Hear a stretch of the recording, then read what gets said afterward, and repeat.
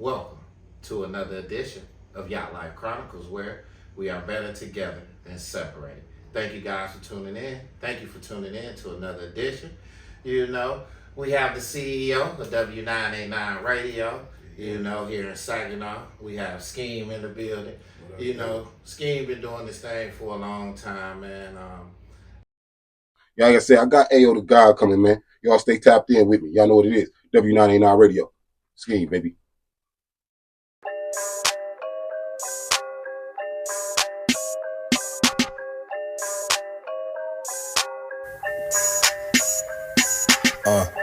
I'm on time, never the one to wait. It's time to put a few pussy niggas up in their place. Hate me because they ain't as great, yeah, that must be the case. But all I know is dissing me was a fucking mistake. Fuck all that playing, you get assassinated. Who knew about me not engaging with him? I have him hating. Screenshot his name on the list. Nigga, congratulations. Niggas 30 looking for validation. And honestly, I just advise you to quit. Cause I can't tell if niggas dissing me or riding my dick. But I'ma give you what you want, nigga, the fire is lit. I see it's getting to you mentally, cause niggas can't do shit with me. I remember back in junior high, he had to remind me, they had a dance rap crew called a symphony. He's come up in an era where he's had to recreate himself through different phases of the entertainment business. That's what we want to talk to him about today, is about recreating yourself in this business, because sometimes the old you can run out, and sometimes it's time to put on a new mask. And sometimes a person can steady be fiddling with that old character when that character don't fit into the new circumstances of today. So sometimes what you have to do, you have to recreate your character. You have to recreate your image. You have to recreate yourself. And that's what we want to talk about today as artists, as entertainers, as entrepreneurs. When is it time for us to recreate? When is it time for us to let go of the old business person that we used to be, or that old image that we used to have? You know what I'm saying? And we want to talk about recreating. So how you doing today, Scheme? I'm good, brother. All right. Just introduce yourself to everybody, man, where they can follow you at, man. And because the man is a Renaissance guy. You know what I'm saying? So I'm gonna let him tell y'all everything that he does. So off the top though, Scheme, Saginaw, MI, born and raised, you know what I'm saying? I'm everywhere, fam, as far as social media goes. I'm on the Instagram thing, His Highness with the H, number 1 S, IGHNESS. You can follow me on that thing. Same thing on Twitter, or X now, what they call it. On the Facebook, I go by my government name, Tyron Horsey. Also, you can check my music business page at Scheme, SKE3M. The 3 is because the 2 E's intersect like that, you know what I mean? If you see the logo. Let me see, what do I do though? I wear so many hats, you know what I mean? Because I had to do so many different things. I started out as an artist. From an artist, I went to doing other things like having to actually record and engineer, to having to make CD covers and inserts. Back in the days, that's when we had CDs. That's a different thing now, but I used to have to make inserts, CD covers, burn CDs, and like produce my own CDs to sell. I produced music for other artists. I actually managed other artists, developed other artists. Got labels, record label. Myself, my sons and daughters have a record label. I do a bunch of things like promote other artists. Quit, I'm giving out that game, I'll explain it, I'm dangerous. Everything I claim, I set goals, I obtain it. They gon' know my name, I'm on go, can't contain it. I could do anything, play any role, hit that lane switch. They know my name, so I'm up on go time. I can see from both sides, climbing out this box all day. Chill out, it wasn't your time, still loaded up rhymes. One by one, them beats bumped from my room door. That's cause Jolly was at war. Still the one like you penny, niggas really ain't hard. Talking tough cause you know we can't compete with the bars. The sentiment Simon, so he finna see he a fraud. When mere mortals try to speak with the God. Me versus your whole label wouldn't even the odds. Hardly a challenge, hardly even the battle. Your flow was far below average. I had him mad at the fact that he's lacking actual passion. Like how can he say he raw, like do Hardy even be rapping? Sometimes I wanna ask him about all this shit he imagined. Just starting shit for no reason, he need attention so badly. Talking shit to the squeezer, believe him, I'm very lethal. I tried to just let it go, but these niggas still wanna drag it. Talking crazy about my father, that's a slippery slope. Then you took it even further, trying to beef with the promote promoters.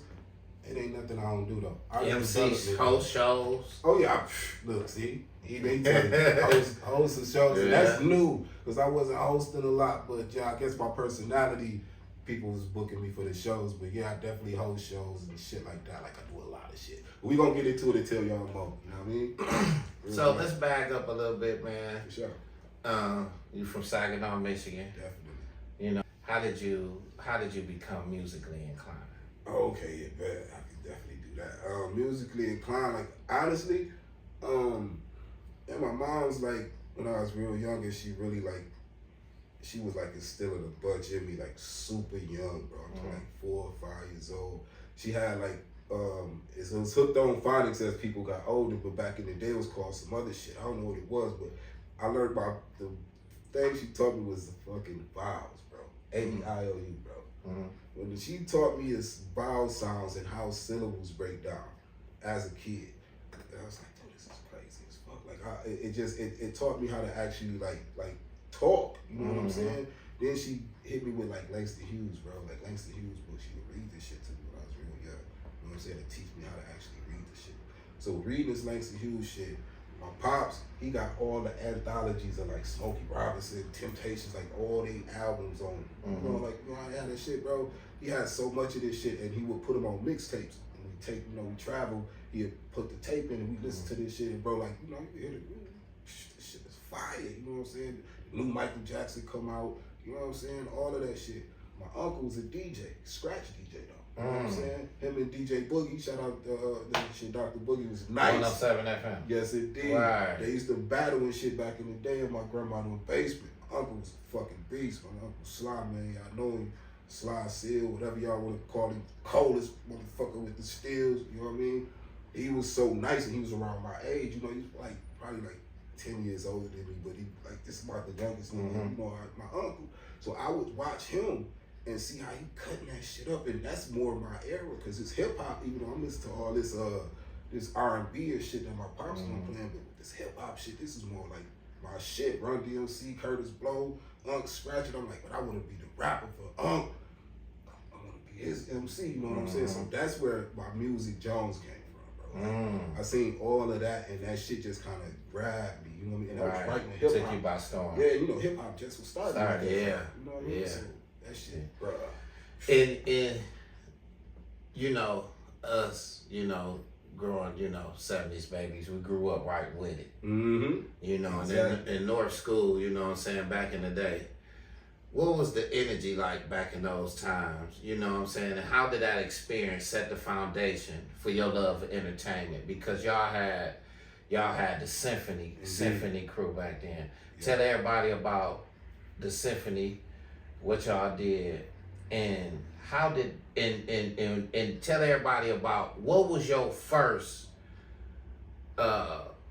because we're talking about recreating yourself, you know what I'm saying, you know, changing your images. So what was the first image you had back then that you clinged to? All right, so around the symphony time at North was so diverse, right?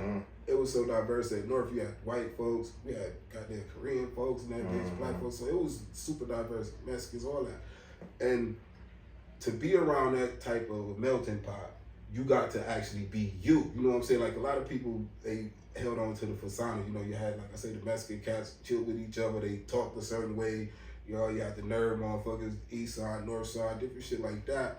But you got a chance to really be diverse at North. You know what I'm saying? It's more, it's culture at that bitch. You know what I mean? So they think they did putting on the hits. And we got to do my posses on Broadway, bro, in the show.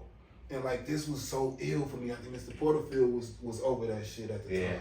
And he was like, I know your parents. He used to tell me people know my family, like, yeah, y'all performers. I'm like, yeah. So it was like, yo, I want to see if y'all want to do this. So we put the shit together, and yo, we did that shit, bro. And once it came on, I was about to me and Kiss Sensation home, one way from home, like everybody everybody in the auditorium, like, oh, boy, and I'm seeing that shit, and I'm like, yo, this is what the fuck I want to do forever, bro. So right then, bro, it was like I say, my persona at the time, like I said, I was coming from the hood, man. We had the gang mentality on us, you know what I'm saying? Because where we was from, so that's what people seen. You didn't see the rap nigga, you know what I mean? Right. But I wanted you to see that. Right. So the symphony, we used to dance. And you had like Biddy Smalls dudes from the east side. Yeah. You know what I mean? We was from the north. So we didn't scrap. And then you had the Freak Masters. The Freak Masters. Yeah. And that's when we got a little, that's when I got a little older, like, cause with Biddy them, I was like, 7th, 8th grade. So it was Freak Masters, that shit kind of took off once it got like 9th and 10th grade. Yeah. Like Polk and all those cats, it was super big, right? But yeah, so we was trying to transition that. That was like one of the first transitions. Like, okay, we gotta kind of get the gangsters stigma off. And even though we whatever we own, but this ain't what we want to portray. So we started doing the dance shit, and people would see the dance battle with the cats from the east side. I'm like, damn, them niggas ain't beefing, they just dancing. Like, okay, and that kind of brought some camaraderie, because like I said, we see Biddy them out, and it ain't no smoke. Hell no, like, what's up, cuz? I can't wait to see y'all niggas do that shit. Killing y'all, that type of energy. So that's what the energy was at North, bro. It was like, okay, fuck that gang bang shit. Let's get to this. You know what I'm saying? So that was the first transition of trying to recreate or reinvent who I was at the time. You know what I'm saying? So that was a beautiful time, but it didn't last long. That's the funny part about that one, like, because you seen us with the dancing shit, with the shirts we was wearing.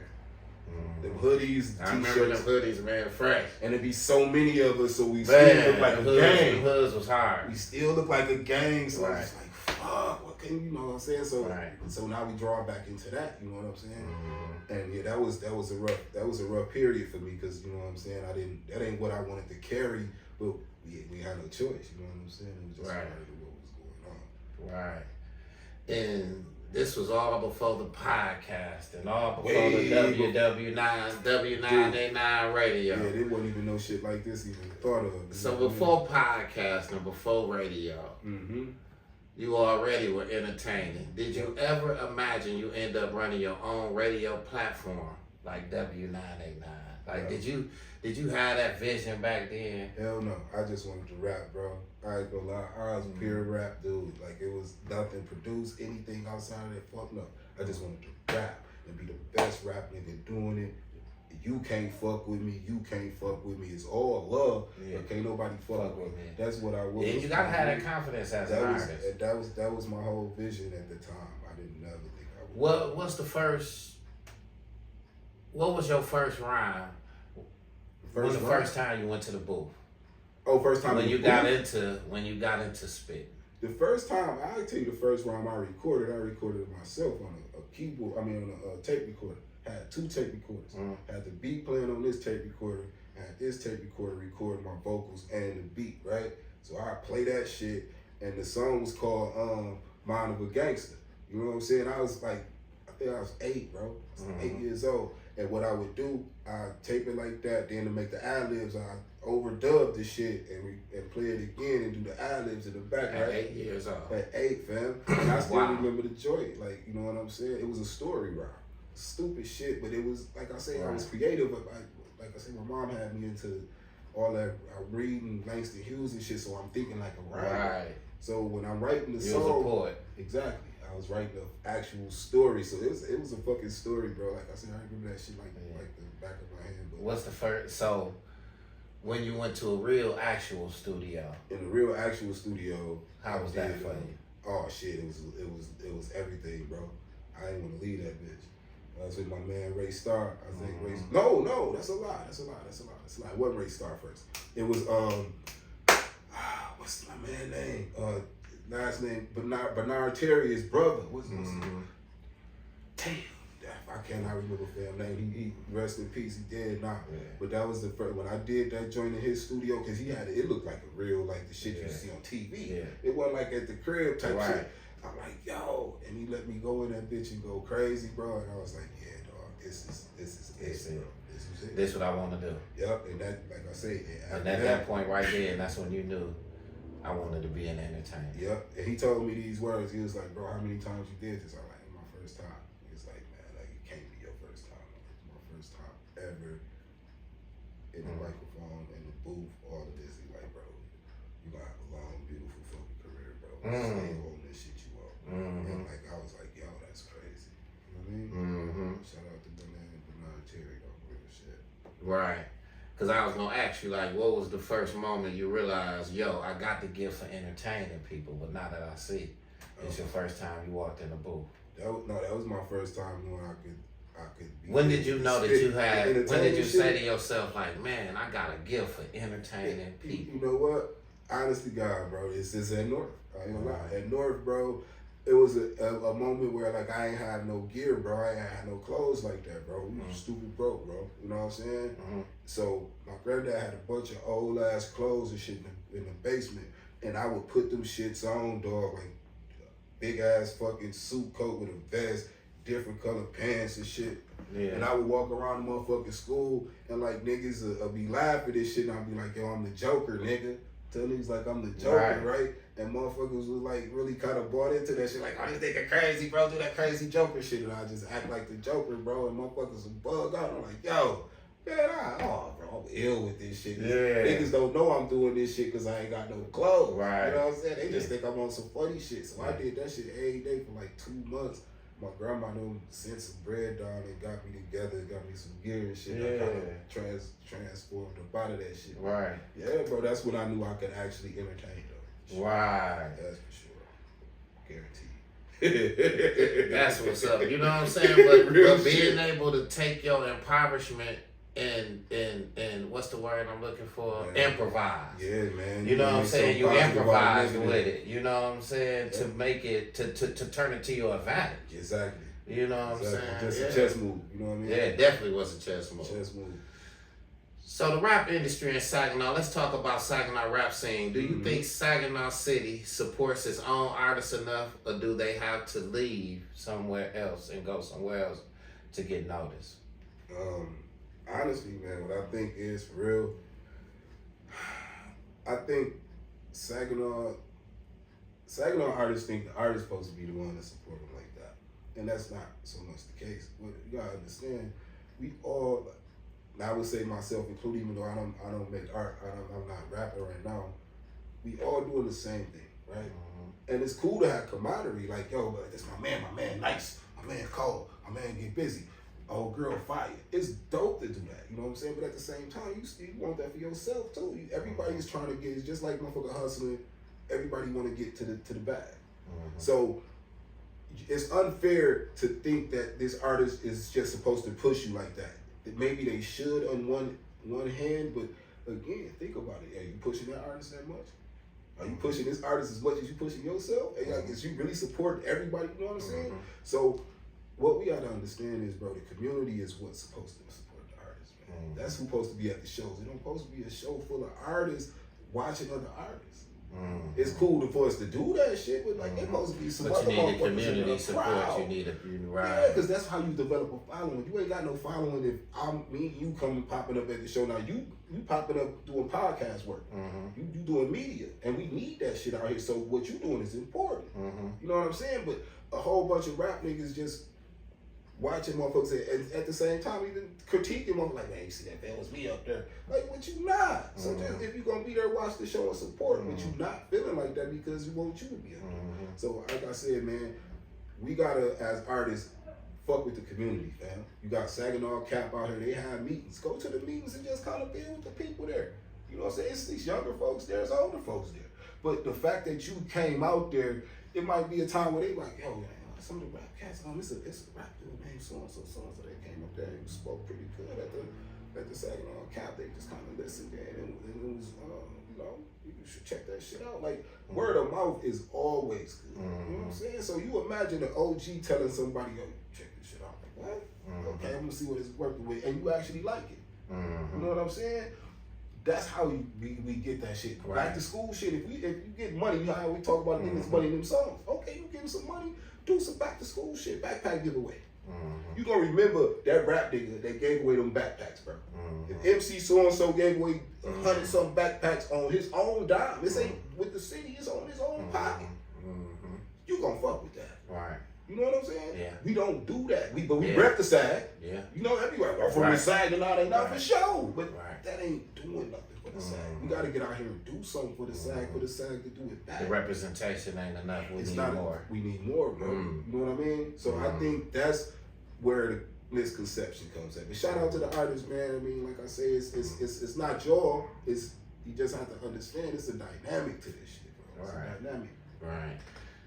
So a lot of people say Saginaw artists copycat each other's sound and image. Do you think that's hurting the culture, or is it just the natural way the trend supposed to go? Is it just the natural way that, you know, a lot of trends supposed to go in hip hop? You know, for you to kind of like, whatever's trending at that time, you know, you nibble off of it a little bit, add it to your persona, your repertoire, you know. What you think about the copycat here image? In Saginaw, like, well, I disagree as far as here we have a unique sound. Everybody doesn't really sound the same, but you can tell they from the side because of the grit in our voices. You know what I'm saying? The way we come off. Like Asia got one of the most grittiest voices. You were just like, oh, that's a Saginaw. Asia Tech. Yeah, Asia got one of the grittiest voices. You know what I mean? Even Coke got a gritty ass voice. You know what I'm saying? Big homie, gritty ass voice. You know what I mean? Hilly, you know what I mean? OT, that's the side.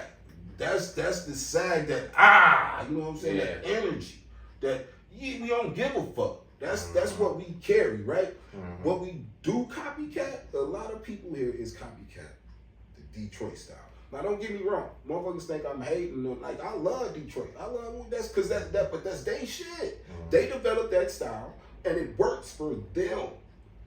But to hear a Saginaw rapper kind of rapping like that, it throws me off because I know we got our own style. I know your style. If you rap like you rap, it's gonna be straight. Cause out here again, we a melting pot. Everybody doesn't rap the same, but you know who we is based on how we get down. The shit we do, the shit we talk about, man. Right. You know what I'm saying?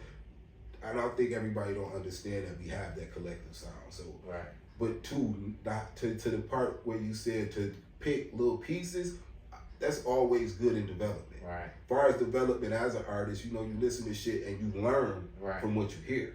You know what I mean? And you can add your own nuances to what you take, but you develop by listening and learning. Because ain't nobody sitting down developing artists no more, just telling you this is what you do.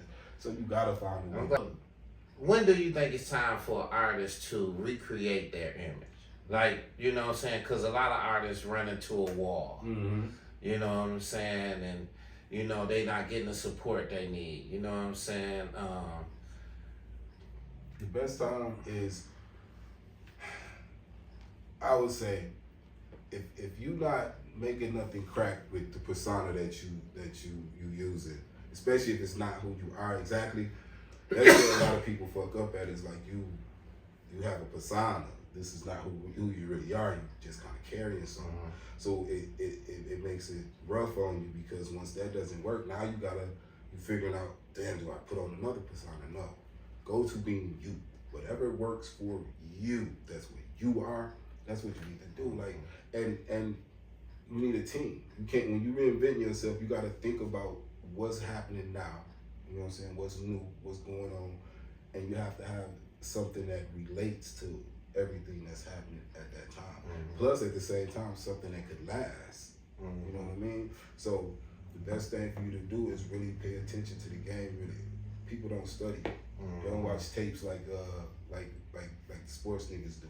They don't really watch what's happening around them. Studying it, right? Yeah, you know they just exploiting their own craft and you know and not really getting to the nitty gritty part, doing the studying. Really. So what do you think the rap scene, hip hop scene gonna look like in the next 10 years without artist development? There you go. That was the question, right? That right? Yep. Without artist development, it's gonna still look like the Wild Wild West. You know what I'm saying? You're gonna have a couple cats that shake. You're gonna probably shake loose and pop, but it's not gonna be like what we need it to be. If we really had artist development, artists like Blue Moon would be, you know what I'm saying, Bankroll G. You know what I mean? I could go on. Like just it's little shit that would take them to the next level. You know what I'm saying? Little shit, cause like I say, Blue sing and rap, right? And she's a poet. So it's so many layers to what she do, and if somebody knew how to tap into that potential, Shout out to Blue Moon. for sure. If somebody really tapped into that potential and showed her, really just challenged her more than she's challenging herself, because she's doing her best at challenging herself, right? But if she has somebody that's challenging you and showing you this is, you know what I mean, it brings attention. Put that off in you. Yes, bro. And it's a lot of artists here, bro. Like I can say names, you know what I mean? That's potentially dope as fuck, and all they need is that development, man. Right, That's that it, bro. development. That's it. Right. So I want to talk about the old school grind versus the new school internet era, because you know what I'm saying, like I say, you know, when back in the day when you was doing it, when I seen y'all doing it, wasn't no internet, wasn't no social media. That was in the scheme era. Yeah. That was in the scheme era for sure. Yeah. Scheme and straight joints. You come from a time where there wasn't no Facebook, Instagram, YouTube. How did people get their name out back then, and was it harder or better than today? Oh shit, I say it wasn't better. I ain't gonna lie, today is like, get it right to a motherfucker. It was a lot harder with the fun of it. The grind was beautiful, fam. Like, just, you had to have them flyers, bro. You know what I mean? You go get them flyers, however you get them. If you a broke motherfucker, you know how to go to the library. You know what I'm saying? Print them off yourself, you know what I mean? Cut them bitches yourself, all that. Put them in the stores, basket, food basket, liquor basket, T&M. People, cars. All that. Yeah, you know you put them on the cars, right on the damn blades. You know what I'm saying? This is how you get people to, you know, this is how you get your advertisement out. Get people to your street team. Your parties and, you know, your album listening. Album release listening parties. Hit the ground running. Yeah, for people to know who you was. You had to get out there. You had to have a street team. You had to, you know what I'm saying? No matter if it's the homies, your brothers, you know what I mean? Y'all out there pushing that thing, you know what I mean? Making sure people know what's going on. Straight up. Yeah. So now somebody can drop a freestyle on TikTok and blow up overnight. Do you think the internet made people lazy when it comes to grinding for respect? Shit. Far as like actually like learning to really make music and really be good at it, I think it did. But honestly, it's dope that you can go on TikTok and put a record together and do some little slick shit, and it'll put some money in your pocket. And you might not sustain and be a motherfucker that you remember for life or whatever. Right. But that shit can set your life up to where it change your life. So that's the dope part about being able to do that. But if you really serious about being an artist, man, like learn how to really do this shit. Start studying somebody. Study, bro. Like read. For real, like all that, man. Like learn music, like learn notes. You ain't gotta know how to read music if you don't want to, but once you actually start doing that shit, bro, it kind of changed the way you see the shit. Like, once you know what they say, the more you do something, the more you learn. You know what I'm saying? You can never stop learning, bro. You know what I mean? So like I say, to this day, I still make music, bro. I don't release nothing. I still write. I still do everything that has to do with music. I've been doing this since I was a kid. Like even this right here, part of what I'm doing right now, this is, I live this shit. You feel me? So once you get to the point where you really live music, you know music, you see it a broader scale, and you can make music about different shit. You won't keep talking about hood shit. You won't keep talking about selling no dope. You won't keep talking about fucking no bitches. You won't keep talking about just having money. You will broaden your horizons because there's so much more shit to talk about than that. You can add those pieces, but you got a whole wide scale to talk about. You feel me? And you have to experience a lot of life too. Definitely. You got to get out your community. You got to get out your hood. Now, when you leave in the sack, like this is what people don't understand. Like, you got to leave the sack. Like that's true. But when you do leave the sack and you experience the culture, bring back the mentality of, if this was peace, show that kind of peace. You ain't gotta say, well, this how they do it in the D, or this how they do it in the A. Nah, just come back and show that by example. You know, just show that by example and let motherfuckers kind of see it and kind of gravitate to that. Do you? Yes, you know what I'm saying? People gravitate to real shit, you know what I'm saying? So just play the shit out, and you know, the more you do it, the more, you know what I'm saying? The more, the better our city will be, and we'll build it up. Yeah, man. A lot faster. From the inside. Yeah. From the inside, man. So, what's your advice for someone trying to stand out in the world where everyone has a mic and a camera on right now? My advice, content is king, man. So make as much content as you can. Outwork everybody. That's my motto. Outwork everybody. If you think you working harder than everybody, you not. Work harder than you working already. If you really want to be the best, outwork everybody. Don't make just where you from your bar. Make everything your bar. If Jay-Z is the best nigga, get better. He ain't working as hard as you right now. Right. Work hard as him. Work harder than him. You know what I mean? Yeah. That's what my advice for anybody that really, if you want to stand out. Right. And through your character imagery in this entertainment business, like what image that you think that you cling to in what era, what was the most benefiting image and name that you had at that time? Right now though, man, Scheme has been the most beneficial to me. And don't get me wrong, like these characters are who I am. They was not different, like I made up something. All these just different versions of who I am. Yeah, throughout the years. Because you growth. First tell us, go through all of them for us, and just tell us a little bit about. It started out as T-Lays. T-Lays was just this spit. He spit. He gang bang. All he talked about was what the street shit. Yeah. All the street shit all day. You know what I'm saying? And every song is about just busting guns and shit. Scheme transformed all of that. Scheme was more like the rapper's rapper. Like, he'll fuck you up on the mic. Yeah. Period. You can't fuck with him. But he can actually make songs. So it's like he no slouch. Right. You know what I'm saying? But from that Scheme developed into more of like the big homie. Like you know what I'm saying? That's where the Scheme for President come from. My man, shout out to Fee McWright. Fee McWright was like, Scheme, you the president, my nigga. You know what I'm saying? So that shit kind of stuck. And where I'm at now is like just kind of like being a mentor and a motivator and inspire. That's the best version of that's who I am. You feel me? That's who I'm content with that person. So if your legacy was wrote today, what would you want people to know about Scheme? What would you want to leave people with? Man, that I lived and died for the Saginaw's music scene, not just hip hop, but the Saginaw music scene and those who came up in it. Straight up, whether they like me as a person, rapper or not, we can have smoke, whatever. I still, you know what I mean, fuck with every motherfucker from this bitch that get up and do what they gotta do, bro. You know what I mean? So always just remember, man, Scheme was for the people, bro. Always. That's what's up, man. Can't get no better than that. That's the fact. And man, we want to ask you some funny questions, man. Before we get out of here, you know what I'm saying? We got a couple more questions for you. You know, if you had to battle one Saginaw rapper in a dance-off, old school, moves only, who are you picking and why? Oh, man, hold on. Old school dance battle.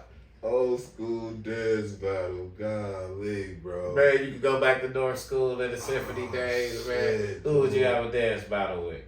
Oh my God, bro. Hold on. This is a lot of motherfuckers.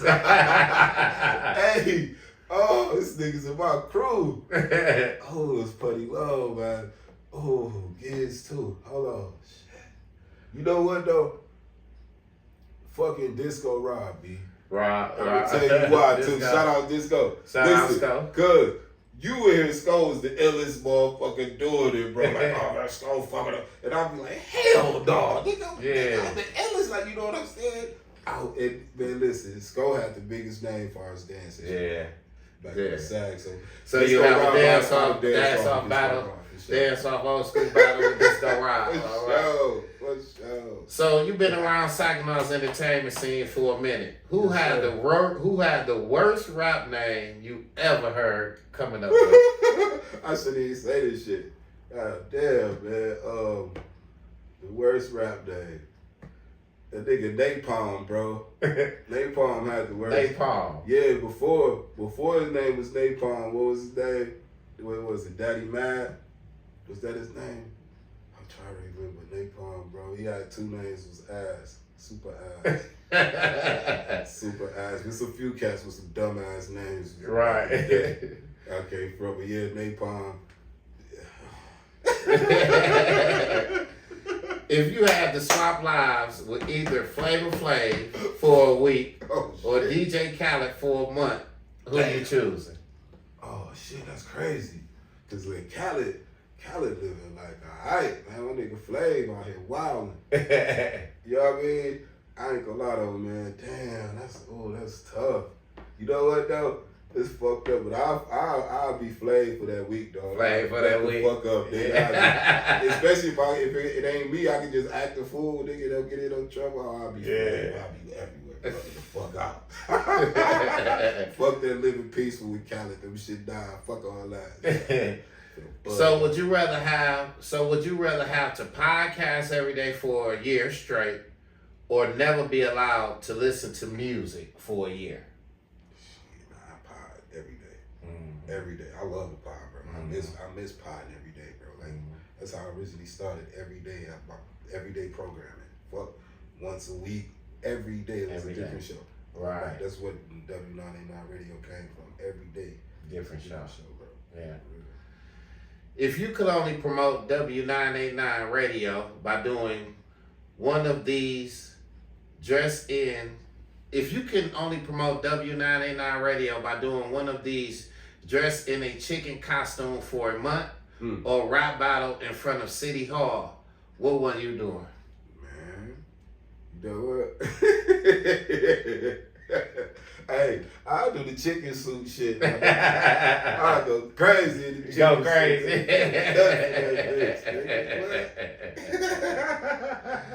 That's a fact. I'll go crazy in the chicken suit, bro. Yeah. What do you think separates a random person posting content from someone building a real brand like you did, W989? You said what's the difference? Yeah. What do you think separates a random person? I got you. Person, regular content, you know what I'm saying? Versus someone building a real brand like you got at W989. They winging a lot of shit, you know what I mean? Like they freestyling a lot. It's a whole bunch of ideas they got, you know what I'm saying? So, and there's not no structure. Now, what they doing might could be ill as fuck, you know what I mean? But it doesn't have no structure to it, and that's what separates it. But the crazy part is, this shit with no structure that's random and everywhere sometimes do better than the ones that's built up. Yeah, you know what I'm saying? So it's a give and take, you know what I mean? You know what I'm saying? But it's always good regardless to build a brand, bro, because you can only make so much money off of doing random shit. Eventually to monetize and get the real money, you have to brand that shit. Yeah. You know what I'm saying? Or somebody else can do exactly what the fuck you doing. Yeah. And get that bread. So eventually you gotta brand this shit. Yeah. That's what we should have been talking about. Overall, can I tell the artist this shit real quick? Go ahead. Artists, listen, y'all. Your name, own your name. Whatever the fuck you do first, own your fucking name. If you work at McDonald's, you work at a plant, whatever, take that money. Own your name. Because a motherfucker can take your name and be you. Because you don't own your name. Like, what that mean? Like put it in LLC? What you mean by that? That mean trademark your shit. Okay. You know what I'm saying? So a motherfucker know that you are a brand. You know what I'm saying? You can LLC your name, but I have my name in LLC. It's a good move. You know what I'm saying? Especially if you don't have a distinct brand that's doing a distinct thing, definitely LLC yourself because you're the brand. Yeah. You know what I mean? So always get that shit locked in. That's first and foremost, like as far as business goes. It's good to be a dope rapper, but you have to have your business in order. Like that's like top priority. I want you to explain to the rappers because it's hard for them to make money, right? They take their money, they work, hustle, invest in the studio time, invest in cover art, promotion, advertising, beats and all these different things. And then when you put out the album, like, what does an artist have to do to make revenue? Because they're not making money off the music itself. So do I need to learn how to press up shirts, press up hats? Do I need to have something else to go with that so I can start making some money as an artist? Well, that puts you in my category, and that's hard. battle, like it's good to be able to because you just don't be wanting to shell lot, a lot of money out and ain't nothing coming in. and it take a lot from the main goals, right? If you the main goal, the artist, and you gotta do this plus this, it takes the focus away from the main shit because you're doing so many other things. So the best thing, like I say, take your money that you make if you really invest in, because a lot of people don't invest, and if they do invest, they don't invest correct.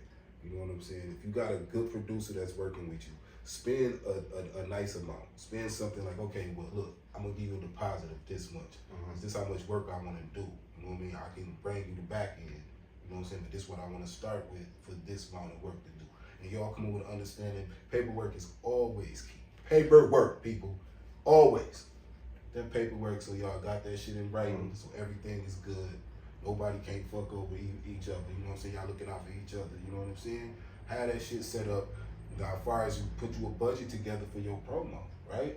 But like, try to do something smooth with the promo. You know what I mean? Find like outsource shit. Like how they have the Instagram pages that really be promoting people's shit. Like that shit really works. You find them over there really be showing motherfucking shit off. Spend them a couple dollars, man. Put that shit on like four or five different joints. Spend them a couple dollars. Let that shit run on that shit. You know what I'm saying? Do campaigns too. Especially if you get a nice little bit of money, look for a publicist. Publicist is one of the best things, because the publicist is gonna put you here, and put you here, and put you here. They're gonna make sure you in all of the spots that you can get to. What about an artist credit? Far as what? Like, because a lot of artists don't work on their credit. They don't know about credit. They're not educated to credit. That's a fact. What can you tell them?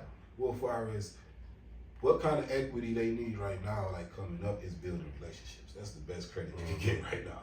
Feel me? You go build relationships. Try not to overstep, or be in rooms that, you know what I'm saying, that you shouldn't be in, but you should be in at the same time. You know what I mean? It's people that's smarter, and people that know things.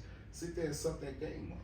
You know what I'm saying? Is it because I hear a lot of people nowadays, you got Slim Thug out here pushing independency, being an independent artist. Then you got other artists like 21 Savage and them and all these guys, they on major labels, and they saying like how these, you know, and it catapult them out of space and they make all this money. But then you have other independent artists that say, well, you owe the label this much money, you ain't gonna make this much, but we know we should keep our ownership. So like, what, you know, how do an artist not get caught up in the slave contract, slave deal? It ain't no way, to be honest, unless you just totally independent. Or you... Is it best for artists to sign a deal or be independent, or do what best work for them? It varies. What their agenda is? It varies. It's like I say, if you an artist, say it's an artist out here just fire, every motherfucking body support this shit. Right. This nigga the shit out here in the SAG, shit out in the D, Flint, Inkster, you know what I'm saying? You hear about this motherfucker popping, and the labels come to snatch him up. Now, if the labels come to snatch him up, he has he got a leverage. You got some leverage, like, well, shit, y'all came and got me, you know what I'm saying? Like, I can do this on my own. What can y'all make more lucrative than what I can do on my own? And this is, like I say, with a nigga like Savage. Savage got you know what I'm saying? He on fire. So, hell yeah, we send Savage over here to do a fucking a tour. We gonna make X amount of dollars. He gonna score. You know what I'm saying? He gonna get a nice chunk. He ain't getting shit like what they get, but he gonna get a nice chunk, and he good with that. You feel me? I'm like, shit, cause he ain't thinking like, shit, fuck that. I'm getting X amount for each show. 3, 4, 5 million for a tour. You know what I'm saying? I'm killing him. Yeah. Right? I ain't giving a fuck. These motherfuckers, he don't know these. Well, he probably do now at this point. But that's when these artists get smart and say, okay, I'm gonna take my brand and move on. But the artist still the label still holds the masters for a certain amount of time. That's why you sign deals. These niggas hold your fucking shit. And you can't get your masters till after 30 years. 30 years. Because everybody, A-Ball, MJG, that's what they waiting on. They waiting on their masters for their boy Tony Draper. And to see that they went to Drake and they went to Puff. You feel me? So they waiting for shit. Drake and they went for shit. Yeah. Like so. But independent, you sole owner of your shit. So on it, you can sell it if you want to. You can sell percentages of your shit. You can NFT your shit. Like, you know what I mean? Right. There's so many different things you can do with the music. But the harder part about it is you have to be on fire though. Right. You gotta be on fire. If you're not on Right. fire, indie is gonna be more of a grind because you gotta go up the levels. You know what I'm saying? So it's worth it in the end if you pop. Mm-hmm. We got a lot of different music out here. Mm-hmm. We got a lot of artists trying a lot of different stuff. And we're gonna talk about your son in just a second before we get out of here.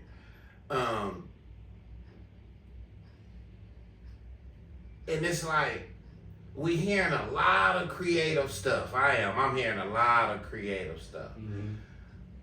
What do you think makes an artist authentic, and what should artists do to stick to who they are? Because you can get into a vehicle, and you displaying an image to a crowd that's not authentically you, but you done got caught up in this because this is what people want to see of you, and then when you want to go back to being who you really are, then people don't accept you. Because this is what they used to seeing. So you gotta be careful on social media. You gotta be careful in the entertainment business. Definitely. You know what I'm saying? So what you say about authenticity? Hey, man, listen, like what your boy KRS say, you gotta have style and learn to be original, dog. Like you have to be you. Being you is the easiest thing to do. It's hard to carry a mask all the time because you gotta always put that face on. You gotta always put that face on before you go. Every day. Boom. Boom. But when you can just be you. So, and I understand, you know what I'm saying? And with this era, you got a lot of people that want to talk to you, the podcast. It ain't just you put, back in the day, you could just put out music without having to do an interview. Yeah, so now people can really get to know you, know who you are, know the authentic you. That's a fact. And they can see the like your dialect or see how you articulate shit. Just like, damn, dog, I thought this motherfucker had a little more knowledge of self, but those this motherfucker talk dumb as hell. You see that shit because, like you say, it's pods, they doing their own content. You know what I'm saying? And that part of them show. You can't hide. Like I say, you can't hide the real you, bro. It's only so long fake thugs can pretend. What the whole say, you can't pretend all day, man. Step aside. Yeah. It's a wrap. Yeah. So, man, before we get out of here, you stepped into some more shoes, man. You got your son. You recreated yourself again. Managing your son, getting your son out there, man. How was that, man? And just let everybody know where to follow his music at. Oh, man, that's the illest shit. Well, first of all, if y'all don't know, my son, Skeezer, he come from a group called Young Day One. That's the young version of my group. They killed it in the A. You know what I'm saying? Went down there and fucked it up in the A. Our whole mission was to go find JD, to be honest. You know what I'm saying? So we moved to the A. They toured up down there, did shit for Michelle Obama, Beyonce, so many more motherfuckers that did sponsorships. People who know y'all know. You know what I'm saying? My son Sire did the rap game when they went solo. Him and Skeezer. Sire still doing his thing right now. Ski kind of holding the reins. Ski used to be counting dollars at one time. Then he reinvented himself to just dollars around the pandemic. And he said after that, like I said, he was young. He started rhyming at like 6, 7 years old. So growth, you know what I'm saying? Just having growth, you know what I'm saying? He grew up into different versions of who he was. Now Skeezer is him as a pre-adult. He 20, be 21 in October. So this is like who he grew to be. You know what I'm saying? And the thing about Ski, y'all can check him out too everywhere, man. SHKIIIZER. You know what I'm saying? Skeezer. Y'all can check him out on everything, no matter what it is. We on Patreon right now. Patreon/Schemecast. Check that shit out. That's where you find all this shit exclusively. We used to have the shit on Pop Shots and all our other little platforms. It's still shit on there, but if you want to see all of the new shit that he doing right now, you have to come to the Patreon site. It's Patreon/Schemecast, SKE3LCAST. Y'all come check that shit out. Get a membership. It's only $2, yo. It's $2. You can get the free membership to see some of the little shit. If you spend the $2, you get the exclusive package. You see all the shit that he been doing, all the new shit that's out. He got a whole visual EP out. Every song is a video. You know what I mean? You know what I mean? Shit is crazy. Shit out right now. You know what I mean? It's called Story Time. He did a joint with Foe. Is I'm taking too much time? Am I being too long? Okay. With his first joint he put out for the. These was for the SAG. I ain't gonna even lie. You know what I mean? He was born here. He moved to Georgia. You know what I'm saying? Came back home. He always wanted to be a part of what the scene was. He always represented. So his first joint he put out was called Elevated Music Here. You know what I'm saying? He put out a bunch of mixtapes and shit. I ain't getting all those, but his first real joint EP with Foe Sales. Shout out to my nigga What Happened Foe. What's happening, folks? Shout out to That's family for real. You know what I'm saying? He did a joint with Foe out there, Creators Lounge, killed that shit. That shit is out right now. And like I said, it's called Elevated Music. He spit off of songs like with elevator view, you know, elevator beats. Shit you hear on the elevator. Different. I'm telling you, man, we got some different artists, man, that's using shit like that. Everything in this world, man, to their advantage, man, to make their music unique, man, and different. I like it. Yes, sir. You know what I mean?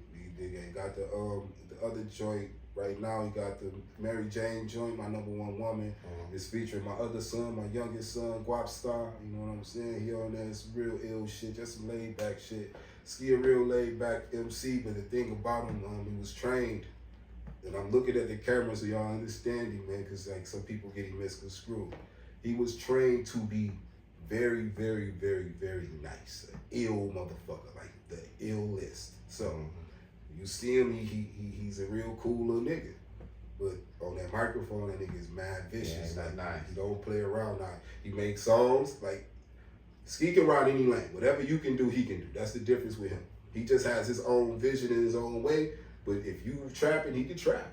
If you want to bang, he can bang. If you want to fuck, he can fuck. Yeah. You feel me? But he wide with it. You know what I'm saying? Right, yeah. But as far as that competitive shit, his competitive nature is through the roof. So if you ever just want to spar and have fun, or you coming at him with some bars, he coming for you. He ain't gonna play with you. He's not gonna play. That what's up, man. So y'all check Skis out, man. SHKIIIZER, man. Everywhere, man. Elevated Music is out right now. Number One Woman is out right now. Saginaw's Finest is out right now. Hollywood is out right now. He got so many joints out right now. If you want to go back, y'all can check out Jabio. That shit came out in 2020. He got Ja Cole. That shit came out in 2020. He got the Aesthetic Minds. That shit came out in 2021. Got a bunch of shit, man. And like I said, go to the Patreon, check the Storytime EP out. And all of the new shit. Nameless, fucking, got so many joints, man. Yeah, listen. Y'all support it, man. And like I say, we want to thank his Pop Scheme for coming through again. It's just a great interview, man. And like I say, you know, sometimes you have to recreate yourself. Sometimes you have to recreate your image because that old image don't fit into the new circumstances of life. That image that you had back in 2004, you can't continue to, you can't continue to exude that same energy and that same image and character in 2005 because it don't fit. It's outdated.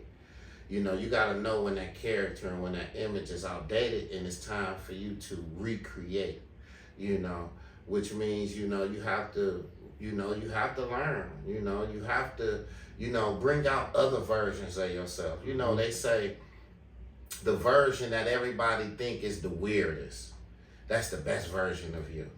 What everybody think that you weird, that's the best version of you. Let people think you weird. You don't want to be the same. You wanna mold yourself into, it's just like Picasso, with a painting, or, when you sitting there sculpting the vase with your hands, you can sculpt yourself into whatever you want to be. You can put on any mask that you want to put on. You know what I'm saying? Just know when it's time to recreate. You know what I'm saying? Just know when it's time to re-sculpt yourself into something better, something different. Because sometimes the old you becomes exhausting. Exactly. So you gotta, the growth. Yeah. People gotta see the growth in you. So they, they can see the nuances in you. Exactly. You know what I'm saying? So wherever you at in your life, whatever you doing, You know, sometimes it's good to recreate. Sometimes it's good to, you know, re-image yourself. Reinvent. You know, reinvent yourself. You know, because what you doing, the image that you got right now or the image that you have might not work. Like I said, the image that you had in 2000 ain't gonna work in 2025. You know what I'm saying? So it's time to recreate yourself. So never be scared to recreate yourself. Sure. You know? Sure. So I want to thank everybody, man, for tuning in to another edition. I want to thank Scheme for this interview. Y'all make sure y'all follow him. Make sure y'all support his son. Yeah, fuck with him. Yeah. Both of them. Fuck with Yeah. Sire too. Yeah. Shout out to 989 Hip Hop, man. Y'all the illest. Y'all just don't understand, bro. I fuck with each and every one of y'all. Love me or hate me, yo. I'ma always be Scheme, and I'ma always push the narrative that Saginaw got the illest motherfucking MCs out. I'ma always push that shit, whether you fuck with me or not. It's how I go. You know what I mean? Scheme for praise, baby. There you go, man. And thank you guys for tuning in to another edition of Yacht Life Chronicles, where we are better together than separate. Thank you guys for tuning in. Scheme. Yeah, peace up.